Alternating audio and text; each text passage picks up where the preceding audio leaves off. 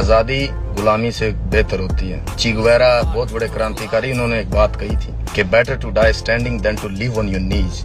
घुटनों के बल जिंदगी जीने से अच्छा खड़े रह के मर जाओ।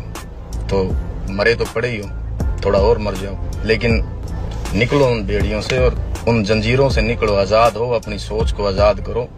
भगत सिंह ने कहा था कि गरीब के घर पैदा होना पाप नहीं है, गरीब पैदा होके गरीब ही मर जाना सबसे बड़ा पाप। अपनी जिंदगी के मसाइल और मसले उनको हल करो। सरकारों ने जिन्होंने अब तुम्हारे माइंड वॉश किए, उन चंगुलों से निकलो यार।